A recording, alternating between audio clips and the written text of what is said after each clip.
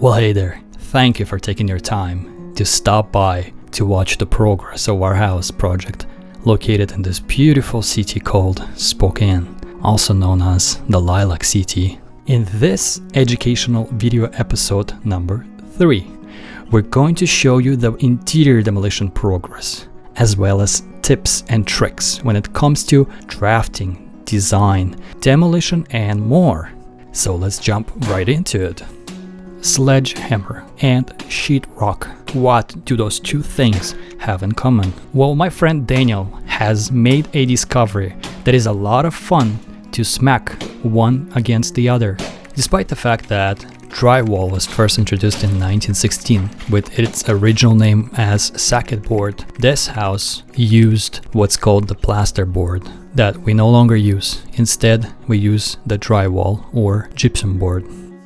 Now, this is not me. It's just a video of me talking about what needs to be done in this house. I acquired my architectural degree back in the day, and one of the many things that we were taught was to create what's called a checklist for anything that we plan to work on.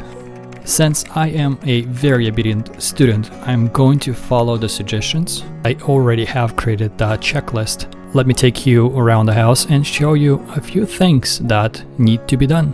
Believe it or not, but one of the two biggest reasons why I bought this house was to learn as much as possible about older houses and what goes in the process of remodeling one. Now, we get a lot of drawings that are remodeling drawings. Oftentimes, they are the most confusing drawings ever. But never be afraid of a mouse if you're a cat. If you are a true skilled designer, drafter, or an architect, you should look at those drawings, write in the paper, and face the challenge. Accept the challenge and get with it. If you are a project lead, I want to see a spark in your eyes, excited about a project like that. Really, I want to see a smile on your face, because the truth is, they're not that difficult. So in the USA, we call these renovation construction documentation. Usually, these contain the following information. Number 1, existing condition of the house. Number 2, demolition. Number 3, new addition or new construction. That's pretty much all I want you to focus on when working on the renovation construction documentation set.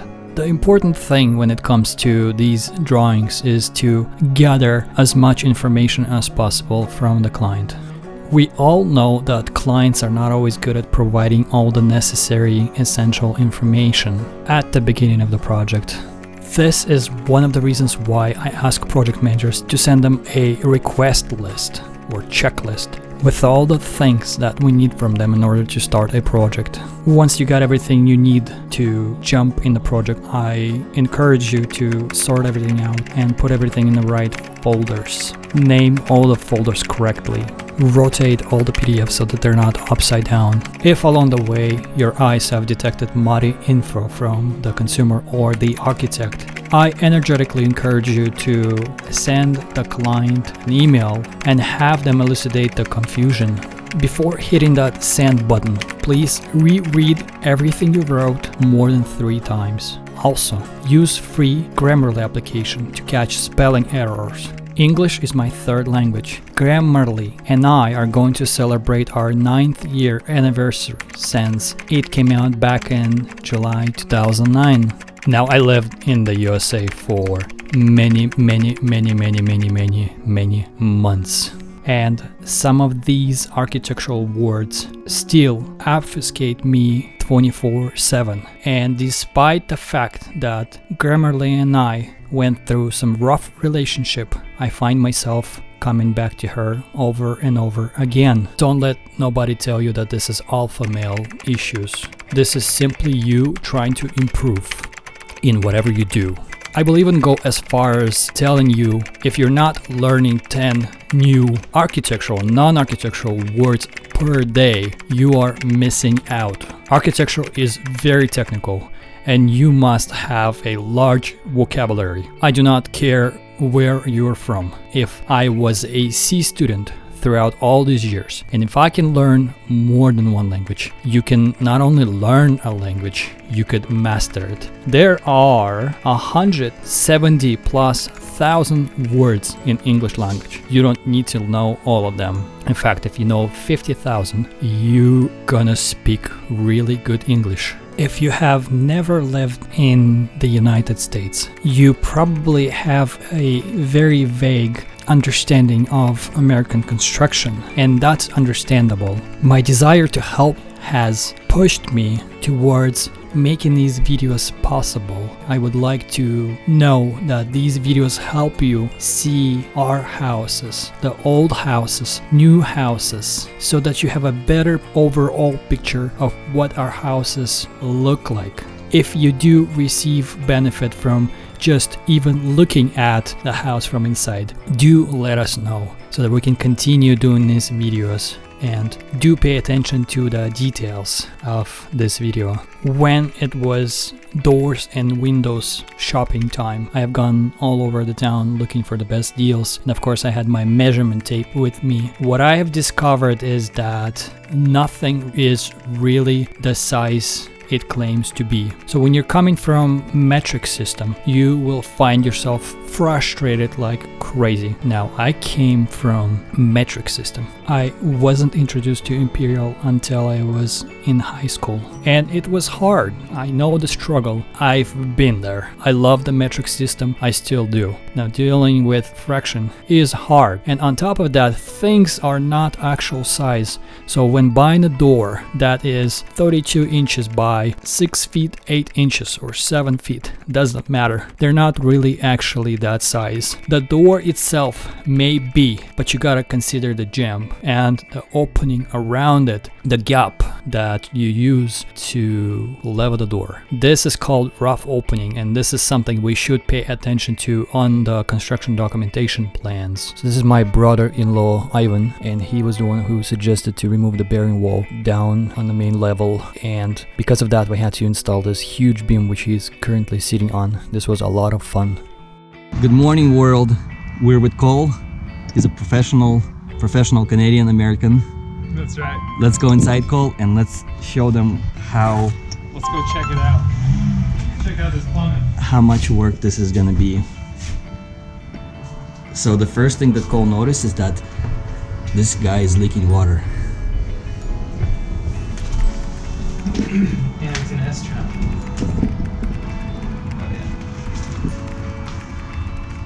I got a bad feeling about this.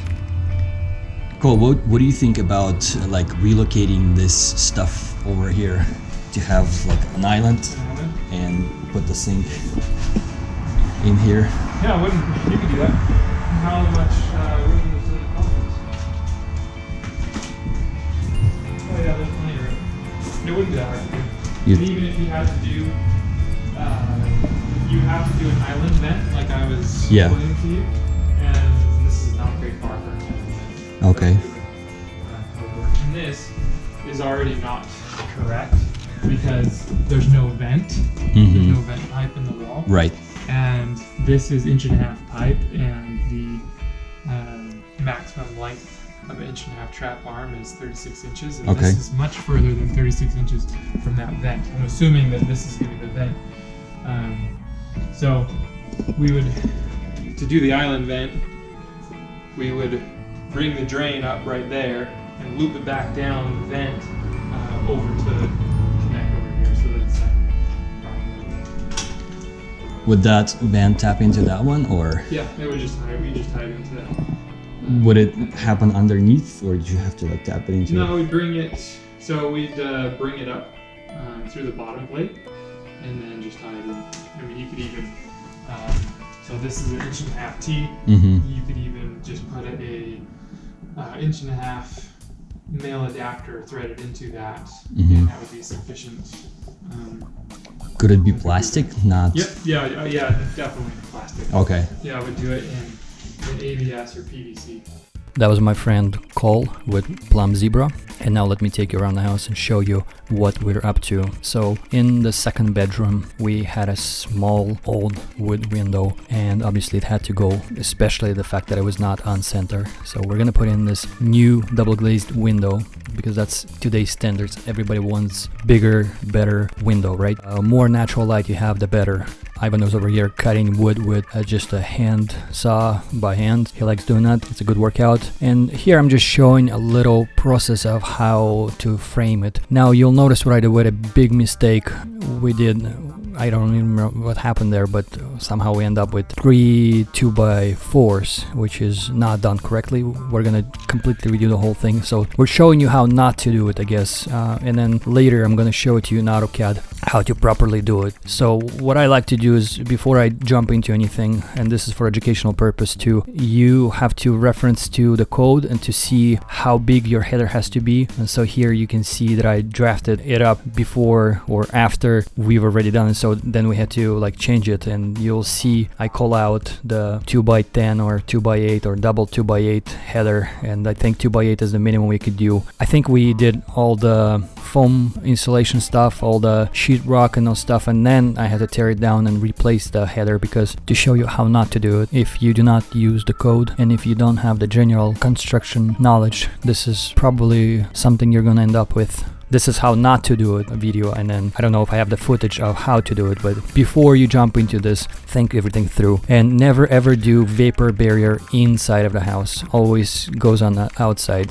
This is actually one of the many things that builders do not agree with when it comes to code, is to use vapor barrier. Vapor barrier, as you saw, plastic vapor barrier on outside, and sometimes I've even seen people do it inside. Again, we're showing you how not to do it. Never ever put it inside of the house. What it's gonna do is it's gonna create mold. Believe it or not, when the house does not breathe, it just tends to soak, versus if you have a little bit of air traveling through, your house stays fresher. So our houses, our modern houses, modern constructions, our houses have to be airtight, but that's not always a good thing, to be honest, because we remodeled quite a few old houses, and when you tear down the wall, you can see that the wood is nice and dry. And when you actually take a saw and you cut the wood, you'll notice that the wood is still in really good condition, even if the house is 70, 80, 100 something years old. Now I want to back up a little bit and explain to you that we as designers are obligated to put that on the construction documentation set because we have to follow the code, right? If we don't follow the code, then we can get sued or we can get in a lot of trouble for not following the code. Now when it comes to you, the owner or the builder, it's really up to you whether you're going to actually use it or not. And if you can somehow explain to the officials that this is not a good idea to install a vapor barrier. Mostly what a vapor barrier does is it holds water and stops things from drying out. I personally came to a conclusion that most buildings don't need polyethylene anywhere except directly under a concrete slab or on a crawl space floor. I will leave this up to you to make this decision, whether you want to fight with the officials or the code, but I would advise you to do a little bit of research before you make the decision to put it in. When it comes to us, the designers, we still have to put whatever the code requires us to put, and maybe just have a little talk with the owner or the builder who is going to be working on this house, so that possibly they could talk to officials or the inspector, whoever is going to inspect the house, to make the best choice they can make. You probably noticed 5,000 screws in a wall, and just so you don't ask me questions in comments, this was done because we were actually testing out the new drills we got at Home Depot, and it was so amazing. Like, we couldn't stop screwing screws into the wall. This was more of just like having fun kind of thing. Hopefully nobody will ever have to tear down this wall because there's literally like 5,000 or 7,000 screws in a wall. But anyways, I want to talk to you about spray foam insulation. This is a big subject. You'll notice some spray foam insulation in the walls as I'm walking around the house. What is a spray foam? Spray foam is a chemical product created by two materials, isocyanate and polyene resin, which reacts when mixed with each other and expands up to 30 to 60 times its liquid value after it's sprayed into place. I have tried this product myself, the DIY package, and after trying it, I would say stay as far as possible as you can from this product. It is not good. The spray foam insulation is good. Now the DIY product that they sell at the store or online is horrible. It is expensive as who knows what. If you do want to try it out, just call a company, do some research online first before trying it, and if you make the decision to go ahead and use it, I would call a company. I would never use DIY kit. When working with a client who has the money, who is willing to pay us for 3D, I always advise you to draw your kitchen's bathroom designs in 3D because you just get a fuller, bigger picture like you see here. I showed you 4 options of potential kitchen that I might have in this unit. It just helps you visualize better, and despite your ability to visualize things in 3D, it's always good to jump in a 3D software and not to kill a whole lot of time, but to just quickly sketch something within an hour or 2 and see your whole kitchen design in just an hour or 2 is always a good thing. I also would like to talk to you about doors and how do we show them on the floor plan and perhaps on interior elevations. In this video you'll see I have already installed interior doors, closet doors, but I'm going to jump into AutoCAD and draft interior elevation and show you how everything goes together. If you were to draw a building section or if you were to draw a interior elevation like this one, this might actually help you visualize better how things go together. This is 16-inch on-center stud walls and our ceiling height is 8 feet approximately. The width of the room is 10 feet 6 inches, so you'll see that I'm going to be using a 32-inch door, 80-inch tall, so we want to leave about half an inch on each side and on top and bottom for the gap in case somebody will decide to add or put carpet on the hardwood later. You want to have that gap, and so you'll see here that you want to leave that allowance in case you need to square off the door or level it. So I tend to usually leave about half an inch. That's about 1/4 inch to half an inch is usually good for something like that. When perhaps I draft interior framing plan, I like to show outlets and light switches, and this is to help electrician to place these things in the right location, because if you are the homeowner you want them to be in the right location. I always like to put an outlet right below a switch. Even if it's useless, it just looks much better, but I don't believe in useless outlets. This one can always be used for vacuum machine, for any other purpose, except of course the cable will be in the way, so this is something you gotta think about. Will this outlet actually be used or not? I need this outlet there because I don't have ground in my house, so this outlet will have ground. One of many things that I like or love about US stick framing is that it's so easy to modify things or change things later down the road, versus if your house is made out of brick or metal or whatever material they use outside of US. Take a look at this, how easy it is to demo the whole wall literally within an hour and a half, have the cables hanging while the electricity is on thanks to the amazing electrician, and just simply redo things literally within a day. You could have half of your walls moved 6-12 inches or whatever, how many inches you need them to move. And I think that's a beautiful thing about stick framing, is that you can actually do so, versus if it was stone or brick or CMU or whatever other material that is being used currently in the world.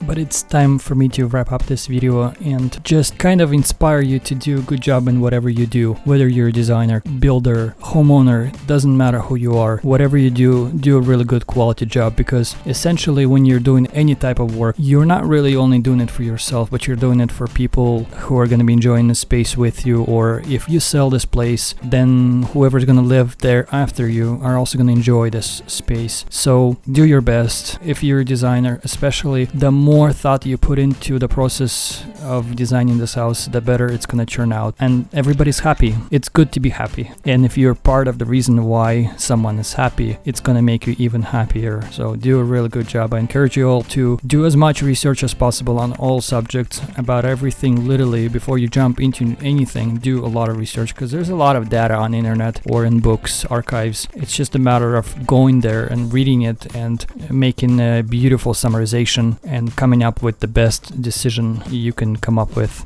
If you do enjoy videos like this one, please let me know so that I could continue making these videos, as they require a lot of effort putting all this data together. My job is to deliver as much information as possible, and you as a viewer, listener, to learn as much as possible and also help me make these videos better so they're not just a waste of time, yours and mine. I thank you for spending time viewing this video, and if there are some suggestions, I would ask you to personally write me or leave them in the comments below. And as always, have a good day, have a good life, be happy, be positive, do a good job, be a positive person in whatever you do. Always thank Lord for whatever is being given to you, and try not to complain about things, rather be the reason why this life is awesome.